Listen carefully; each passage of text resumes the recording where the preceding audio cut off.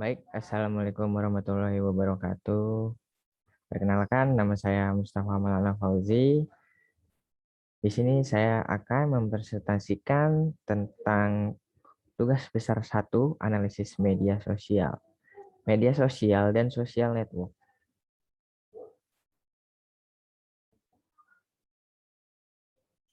Pengertian media sosial atau dalam bahasa Inggris disebut dengan sosial media.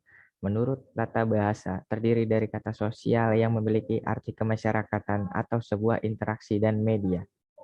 Dan media adalah sebuah wadah untuk tempat sosial itu sendiri. Dengan media sosial, pengguna bisa membangun percakapan bahkan komunitas karena media sosial juga mempermudah pertemuan beberapa atau banyak orang dengan minat yang sama. Media ini juga memudahkan pengelola usaha, organisasi, masyarakat, sampai lembaga pemerintah untuk terkoneksi langsung dengan publik.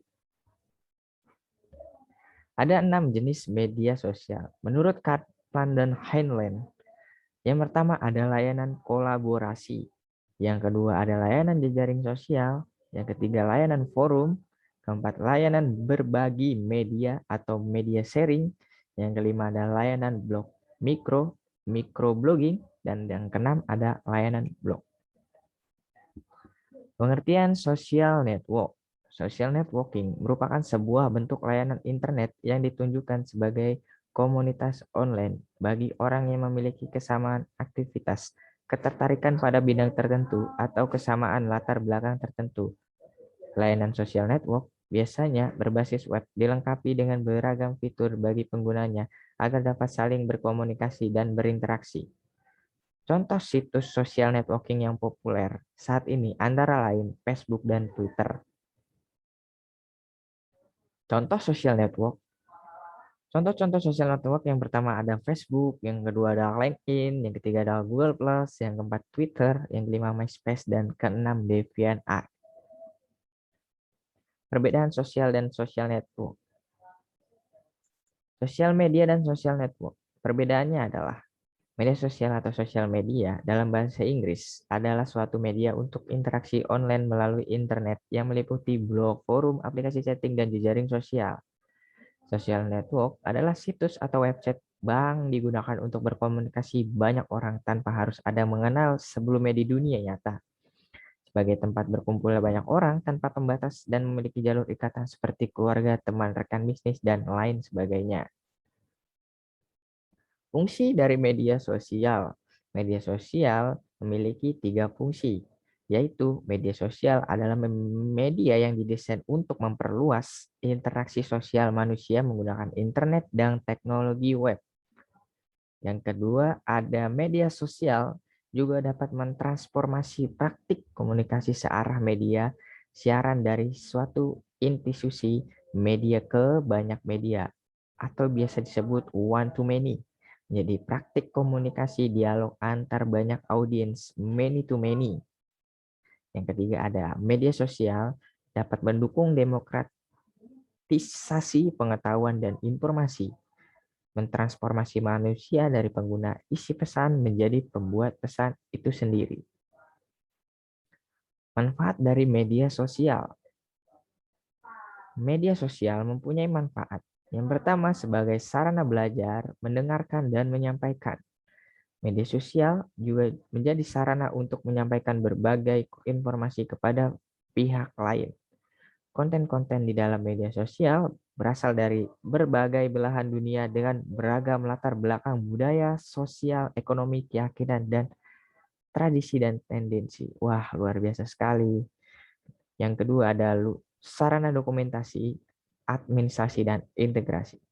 Bermacam aplikasi media sosial banyak dasarnya merupakan gudang dan dokumentasi beragam konten, dari yang berupa profil, informasi, reportase, kejadian, rekaman peristiwa, sampai pada hasil-hasil riset kajian. Baik, kali ini kita akan masuk ke strategi media sosial.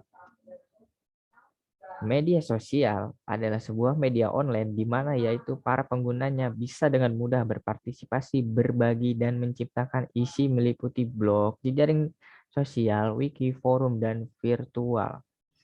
Blog, jejaring sosial, dan wiki mungkin merupakan bentuk media sosial yang paling umum digunakan oleh masyarakat di seluruh dunia. Media sosial juga dapat mengubah komunikasi dari dialog menjadi multilog sekarang. Perusahaan dapat berbicara dengan pelanggan, dan pelanggan dengan perusahaan, tapi pelanggan juga dapat berbicara dengan pelanggan yang lain, prospek dan publik pada umumnya. Meskipun awalnya ini sangat mengejutkan sistem dunia korporat yang digunakan untuk mengendalikan pesan pemasaran, perusahaan yang cerdas melihat dunia baru ini sebagai peluang. Strategi analitik yang tepat untuk aktivitas media sosial. Yang pertama ada penyelarasan kampanye media sosial dengan tujuan bisnis. Aktivis media sosial tidak dapat berjalan sendiri-sendiri tanpa tujuan yang pasti. Fokus pada hasil yang tepat lebih pada pertumbuhan bisnis. Dalam hal ini nilai konversi.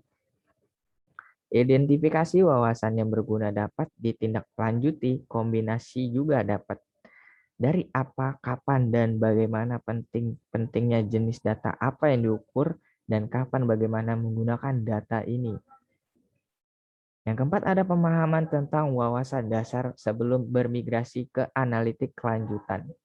Yang kelima ada pertimbangan beberapa faktor platform dan pengguna dasar berdasarkan hasil. Yang terakhir ada perbedaan antara prioritas dan tujuan. 3 hal penting dalam media sosial. Yang pertama ada sentimen pelanggan berguna dalam memahami pendapat pelanggan tentang merek dan produk serta layanannya. Pemasar dapat menggunakan tren untuk membentuk strategi untuk meningkatkan kesadaran tentang produk atau layanan mereka. Yang ketiga ada analisis perilaku pelanggan, behavior berperan penting dalam analisis media sosial. Dengan melansir data yang tersedia dengan tujuan bisnis, kita dapat dengan tepat membuat keputusan bisnis yang lebih cerdas. Platform media sosial. Platform media sosial terdiri dari collect, analisis, dan interpret. Apa sih? Media sosial juga menawarkan pelanggan platform yang lebih besar dan lebih baik untuk berkolaborasi. Sedangkan platform media sosial memungkinkan pemasaran menyelamin detail dan dapat membantu mereka merancang strategi pemasaran jangka panjang. Analisa media sosial memungkinkan pengumpulan analisis dan interpretasi data percakapan di seluruh situs ini. Contoh media sosial yaitu Facebook, Instagram, Twitter, Pinterest, dan LinkedIn. Media sosial di Indonesia. Pengguna di internet di Indonesia adalah 55 juta orang menggunakan internet setiap hari di Indonesia. Hal ini disebabkan karena masyarakat Indonesia lebih suka mengakses internet dengan handphone. Pemasar dapat memanfaatkan media sosial untuk menciptakan merek komunitas, misalnya Facebook atau media sosial yang lainnya. Dan orang-orang Indonesia bersedia mengklik tombol like dengan mudah untuk berkumpul dengan orang yang mirip behavior dengan mereka. Ini sangat memudahkan sekali dengan perkembangan media sosial. Strategi penggunaan media sosial. Untuk strategi penggunaan media sosial, kita harus menentukan strategi konten. Yang pertama, yang kedua membangun kredibilitas, yang ketiga tetapkan sasaran dan tentukan metrik. Yang keempat ada menarik pelanggan secara potensial. Yang kelima juga membangun relasi di media sosial. Keenam, kita harus fokus pada beberapa platform sosial media yang potensial seperti Facebook, YouTube, dan Twitter. Dan yang terakhir, kita juga selalu harus pantau dan ukur dengan mengoptimalkan perkembangan penggunaan media sosial. Kesimpulannya, dari penjelasan di atas, kita bisa mengambil kesimpulan bahwa media sosial itu adalah induknya jejaring sosial. Sementara jejaring sosial itu adalah cabang dari media sosial dan fungsinya hampir sama. Contoh media sosialnya yaitu seperti blog, aplikasi chatting, dan jejaring sosial. Dan sedangkan contoh jejaring sosial yaitu seperti Facebook, Twitter, Tumblr, Pinterest, Instagram, dan lain sebagainya yang sejenisnya. Berikut presentasi yang dapat saya sampaikan. Saya Mustafa Maulana Fauzi. Terima kasih atas partisipasinya. Wassalamualaikum warahmatullahi wabarakatuh.